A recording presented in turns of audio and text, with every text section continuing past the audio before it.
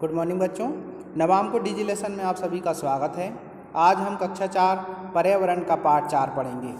पाठ 4 पाठ का नाम है अमृता की कहानी। यह बात बहुत पुरानी है, करीब 300 साल पुरानी। और हाँ, यह किस्सा सच्चा है, मतलब यह घटना सत्य बताई गई है। अमृता राजस्थान में जोधपुर के पास खेजड़ली गांव की रहने वाली थी। जानते हो उस गांव का नाम खेजड़ली क्यों था? उसके गांव में खेजड़ी के बहुत से पेड़ थे। गांव के सभी लोग पेड़ पौधों और जानवरों का बहुत ध्यान रखते थे।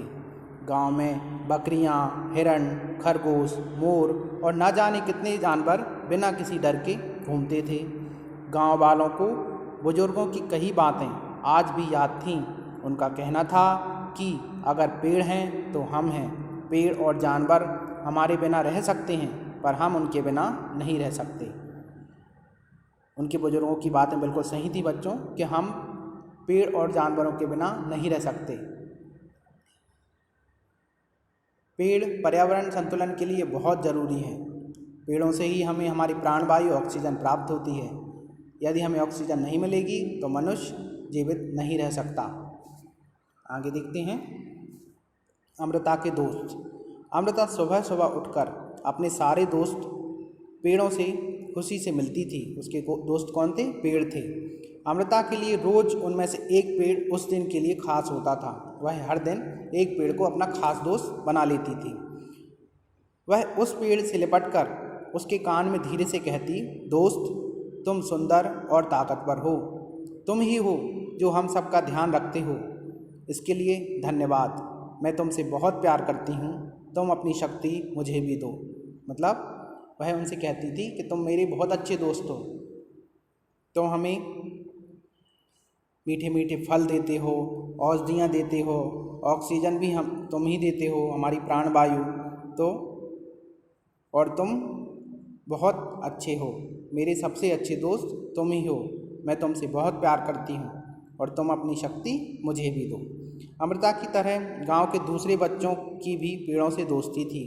वे घंटों पेड़ों की छाया में खेलते रहते थे। क्या तुम्हारे घर के आसपास किसी मैदान या स्कूल के रास्ते में कोई ऐसी जगह है जहाँ पेड़ लगाए गए हैं? उन्हें वहाँ क्यों लगाया गया है? क्योंकि पेड़ हमारे पर्यावरण के लिए बहुत आवश्यक हैं। यदि पेड़ नहीं होंगे तो मनुष्य का जीवन असंभव है। क्या तुमने किसी को उनकी देखभाल करते देखा है? किसको? हाँ, पेड़ों की देखभाल माली करता है, या जो उनको लगाता है वो उनकी देखभाल करता है। क्या उनमें से किसी पेड़ पर फल लगते हैं? उन्हें कौन खाता है? हाँ, उन पर फल लगते हैं और हम उनको खाते हैं। ललिता को लगता है कि उसके स्कूल की दीवार के साथ उगे हुए छोटे छोटे पौधे और घास किसी ने लगाए नहीं हैं। क्या तुम भी किसी ऐसी जगह के बारे में जानते हो जहाँ घास, छोटे छोटे पौधे और पेड़ अपने आप ही उगाए हों? ऐसे पौधे रास्तों के किनारे, मैदानों में पानी गिरने के बाद अपने आप उगाते हैं। उन्हें कोई लगाता नहीं है, केवल पानी गिरता है तो वह अपने आप उगाते हैं। तुम्हें यह क्यों लगता है कि ये पौधे अपने आप उग रहे हैं?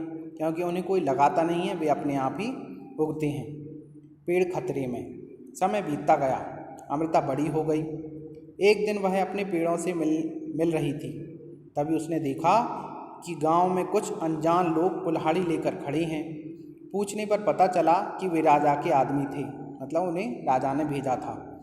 राजा के कहने पर वे लकड़ी के लिए पेड़ काटने आए थे। लकड़ी राजा के महल के लिए चाहिए थी। उनके महल बनाने के लिए लकड़ी की आवश्यकता थी राजा के महल के लिए, तो वो लकड़ी काटने वहाँ आए थे। आगे क्या होता है? यह सुनते ही अमृता के होश उड़ गए। वह घबरा गई।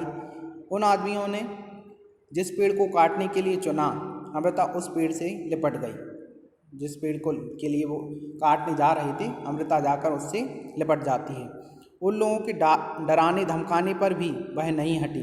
उन लोगों ने उसे खूब डराया और धमकाया, वह नहीं हटी।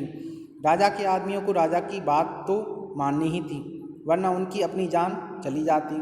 जो राजा के सेवक थे वह राजा की बात नहीं मानते तो राजा उनको मार देता। इसलिए उनको राजा की बात मानना थी। उनकी कुल्हाड़ी के एक ही बार से अमृता के पैरों से खून बहने लगा। उन्होंने अपनी कुल्हाड़ी का बार से अमृता को घायल कर दिया। वह गिर गई, लेकिन उसने पेड़ों को नहीं छोड़ा। अमृता को देखकर उसकी बेटियों और गांव के 300 से ज़्यादा लोगों ने पेड़ों से लिपटकर अपनी जान दे दी। अमृता की बेटियों ने और गांव के लोगों ने भी पेड़ों की रक्षा के लिए अपनी जान दे दी। वह खुद उन्हें अपनी स्वयं की जान दे दी, लेकिन उनको पेड़ों को नहीं कटने दिया। जब राजा को इस बात का पता चला तो उन्हें यह बात समझ नहीं आई। राजा को जब पता पड़ा तो वह समझ नहीं पाए कि लोगों ने पेड़ों के लिए अपनी जान क्यों दे दी।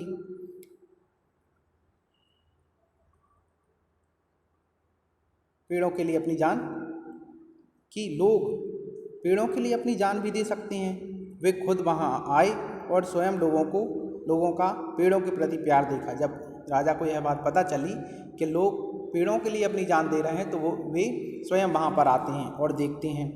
तुम्हें याद है ना उस गांव के बुजुर्गों की बातें? हाँ, अगर पेड़ और जानवर नहीं होंगे तो क्या होगा? तो क्या हम रहेंगे? इस बारे में कक्षा में चर्चा करो। यदि पेड़ और जानवर नहीं रहेंगे तो मनुष्य का जीवन भी दुर्लभ है, मनुष्य भी जीवित नहीं रहेगा। यदि पेड़ नहीं रहेंगे तो हमें ऑक्सीजन नहीं मिलेगी, ऑक्सीजन नहीं मिलेगी तो हम सांस नहीं ले पाएंगे और जीवित नहीं रहेंगे। सुरक्षित गांव। राजा पर गांव वालों की बातों का बहुत गहरा असर पड़ा। उसने आदेश दिया कि इस इलाके में कभी कोई पेड़ नहीं काटेगा और ना ही कोई शिकार करेगा।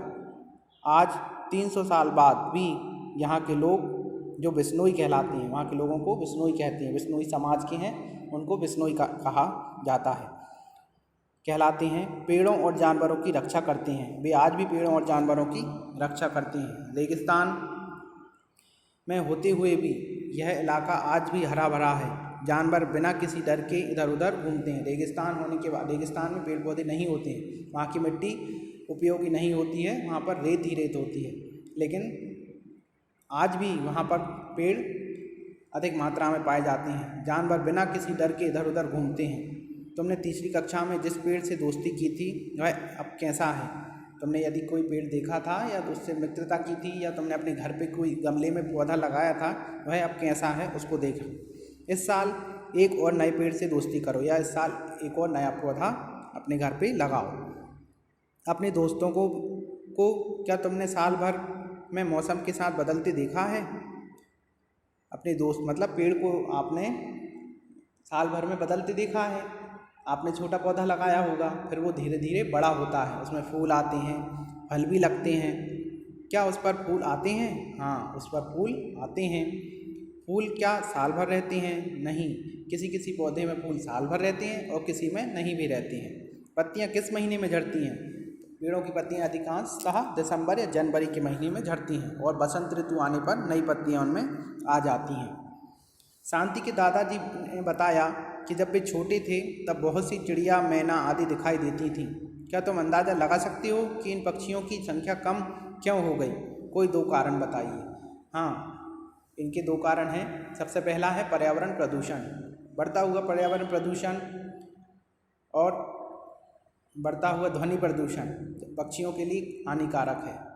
इससे कई पक्षियों की जातियां विलुप्त हो गई हैं, जैसे गौरैया है, गिद्ध है, अब बहुत कम ये हमें दिखाई देती हैं। अमृता के गांव में बहुत सारे खेजड़ी के पेड़ थे। तुम्हारे इलाके में कौन से पेड़ हैं ज़्यादा पाए जाते हैं? दो के नाम बताओ। तो आप अपने आसपास देखो कि आपके आसपास कौन से पेड़ पौधे ज़्यादा हैं, उनके नाम आप बता सकते हैं। अपने बड़ों से पता करो कि क्या इन पेड़ों की कोई ख़ास बात है। अपने आसपास जो आपके बड़े हैं उनसे पूछो कि इनमें क्या ख़ास बात है। जैसे आम का वृक्ष है तो आम के वृक्ष में फल लगते हैं, उसकी विशेषता क्या है? आम हमें फल देता है मीठे मीठे। नीम से हम बीमारियाँ दूर होती हैं। नीम की पत्ती सिक्के पानी से नहाते हैं, उसकी दातून करते हैं। ऐसे अलग अलग पेड़ की अलग अलग विशेषता होती है। खेजड़ी, यह पेड़ रेगिस्तानी इलाके में खूब पाया जाता है। इसे ज़्यादा पानी की ज़रूरत नहीं होती। इस पेड़ की छाल दवा के काम आती है। खेजड़ी के पेड़ की जो छाल होती है वो उससे दवा बनाई जाती है और इसकी लकड़ी को कीड़ा भी नहीं लगता। इसकी लकड़ी इतनी मजबूत होती है तो उसमें कीड़ा नहीं लगता। इस पेड़ की फलियों की सब्जी भी बनाई जाती है। इसकी पत्तियाँ वहाँ पर रहने वाले जानवर खाते हैं। इसकी जो पत्तियाँ होती हैं बबूल जैसी छोटी छोटी, उनको वहाँ पर रहने वाले जानवर, ऊँट या बकरियाँ खाती हैं। और इसकी छाया में तुम जैसे बहुत से बच्चे खेलते हैं और उसकी छाया इतनी घनी होती है, ठंडी होती है, तो वहाँ पर उस छाया में बच्चे खेलते हैं। तो इसी के साथ पाठ 4 समाप्त होता है। धन्यवाद बच्चों।